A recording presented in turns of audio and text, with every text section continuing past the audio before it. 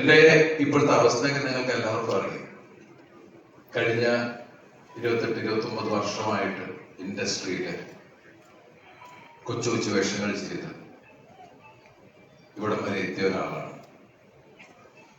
സത്യസന്ധമായി പറഞ്ഞ പ്രേക്ഷകരുടെ കയ്യടി, അതുപോലെ തന്നെ എന്നെ വിശ്വസിച്ച്, ഞാൻ ഇത്രയും പ്രശ്നത്തിൽ നിൽക്കുമ്പോഴും എന്നെ വിശ്വസിച്ച് ഇവിടെ സിനിമ നിർമ്മിക്കുന്ന എൻ്റെ നിർമ്മാതാക്കള്, അതുപോലെ തന്നെ എന്നെ പുതിയ പുതിയ കഥാപാത്രങ്ങൾ തന്ന് എൻ്റെ സംവിധായകരെ, എൻ്റെ എഴുത്തുകാര്, എൻ്റെ ആർട്ടിസ്റ്റുകൾ, ഒരുപാട് പേരുടെ ഒരു പ്രാർത്ഥനയാണ് ഈ ഞാൻ. അതുപോലെ തന്നെ ഈ സിനിമ എനിക്ക് എത്രത്തോളം ആവശ്യമാണെന്ന് നിങ്ങൾക്ക് എല്ലാവർക്കും അറിയാം. കാരണം ഞാൻ നിങ്ങളെ, ഇത് എൻ്റെ 149ാമത്തെ സിനിമയാണ്. ഇത്രയും കാലം ഞാൻ ഒരുപാട് ചിരിപ്പിച്ചു. കഴിഞ്ഞ കുറച്ച് കാലമായിട്ട് ഞാൻ ദിവസം കരഞ്ഞുകൊണ്ടിരിക്കുന്ന ഒരാളാണ്. ചിരിപ്പിക്കാൻ ശ്രമിക്കുന്ന എനിക്ക് ഇവിടെ നിലനിൽക്കാൻ ഈ സിനിമ എനിക്ക് ആവശ്യമാണ്.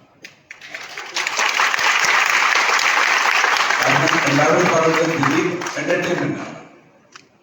ഞാൻ പല ശ്രമങ്ങളാണ് ആസ് എൻ ആക്ടർ, പല വേഷത്തിന് നമ്മൾ ശ്രമിക്കും. ഇന്ന് ഈ സിനിമ വിനീത് വന്ന് പറഞ്ഞ കഥ, രാജേഷ് ആര്യർ നന്നായിട്ട് എഴുതിയ കഥ, ഈ സിനിമ പവി കെയർടേക്കർ തിയേറ്ററിലെത്തുമ്പോൾ എൻ്റെ പ്രിയപ്പെട്ട പ്രേക്ഷകരെ വിശ്വസിച്ചുകൊണ്ട് മാത്രമാണ് വരുന്നത്. കാരണം ദിലീപിന്റെ സിനിമയിൽ നിന്ന് ഏറ്റവും വലിയ കമ്പനികളുടെ സിഇഒ ആണെങ്കിലും, താഴെ നിൽക്കുന്ന ആളുകളാണെങ്കിലും, ചായക്കടയിൽ ചായ അടിക്കുന്ന ആളാണെങ്കിലും പറയുന്നത്, ഏത് തരത്തിലുള്ള ആൾക്കാരും പറയുന്നത്, നിങ്ങളുടെ സിനിമകൾ കാണുന്നത് ഞാൻ കുറെ ചിരിക്കാനും ഒക്കെ വേണ്ടിയിട്ടാണ്, ഞങ്ങളുടെ സ്ട്രെസ് ഒഴിവാക്കാനാണ്. അപ്പൊ തീർച്ചയായിട്ടും എനിക്ക് ആ കാര്യം പറയാം. നിങ്ങൾ അങ്ങനെ എന്നിൽ നിന്ന് ആഗ്രഹിക്കുന്ന ഒരു കഥാപാത്രം തന്നെയാണ് വളരെ സാധാരണക്കാരനായ പവി കെയർടേക്കർ എന്ന ഈ സിനിമയിൽ ഞാൻ അവതരിപ്പിക്കുന്ന പ്രവർത്തകൻ.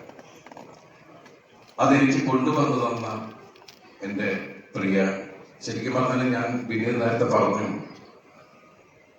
ഞാൻ വിനീതും തമ്മിലുള്ള കാര്യം, ഞാൻ എൻ്റെ സഹോദരനോടുള്ള പോലെ തന്നെ വിനോദിനെ കെട്ടുകയറാറുണ്ട്, ചോദ്യങ്ങൾ ചോദിക്കാറുണ്ട്. പക്ഷെ എപ്പോഴും വളരെ ചിരിച്ചു നിൽക്കുന്ന മുഖമായിട്ട് തന്നെയാണ് വിനീത് എന്നോട് പെരുമാറിയിട്ടുള്ളത്. രാജേഷിന്റെ ഒക്കെ മറ്റേ, കാരണം ചിലപ്പോൾ നമുക്ക് ചില സംശയങ്ങൾ വരുമ്പോൾ നമ്മൾ ചോദിക്കാറുണ്ട്,